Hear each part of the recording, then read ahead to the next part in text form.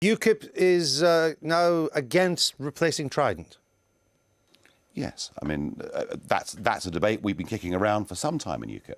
So you are now a non-nuclear defence strategy for Britain? No, I don't know. I'm not sure where you got that from. But from your website, UKIP website. Well, we've been the link to defence. We're committed to cancelling the Trident replacement. Well, that is not the case. That was a That's position. Not the case. That's not the case. No. So you're. Well, you go and it get was it. It was the case. Will you get it off the website then?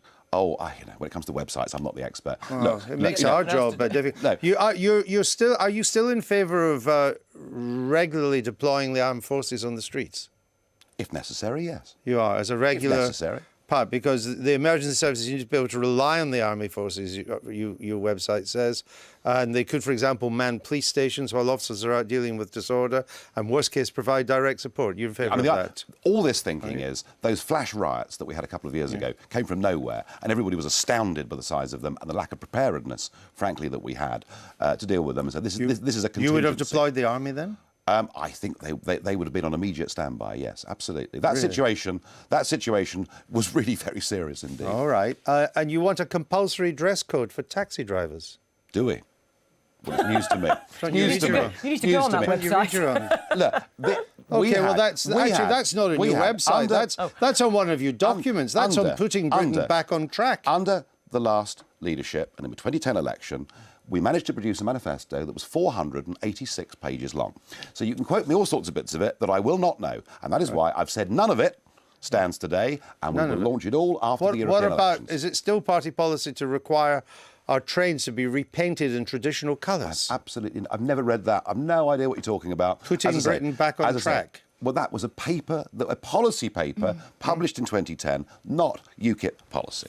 Is there a danger that if UKIP continues to be strong on the polls, that when you go into the 2015 election, they cost you the election? I mean, if you take the Comres poll from last Sunday, just a snapshot, they're all roughly the same. Conservatives on 30, Labour on 35. To be 5 points ahead at this point in the cycle is not great for Labour. You know, you as a government, you're in striking distance, but UKIP, 19%.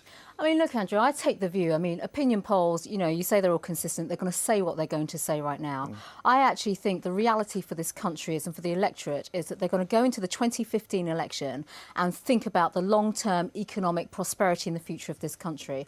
I don't think it's going to be about voting for a party that's putting out platitudes and slogans.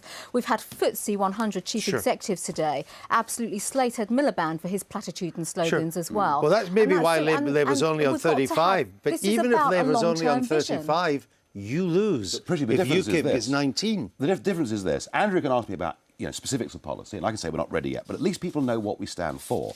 The difficulty Conservative voters have, they've no idea what David Cameron stands for. I mean, I do disagree with that. Is he for wind farms? Is he against? Is he for a referendum? I'm going to take issue with that. What does he stand for? I mean, the reality is, I mean, for us, it's all about the economic future and prosperity of this country. It's about having our finances in order, and we cannot forget that we inherited the worst fiscal legacy of any government in 2010. All right. So obviously, we're about building a future programme for this country and tackling many of the issues about Europe, immigration that we've touched about. Right, we better leave it there. Priti Patel, thank you for joining us on that.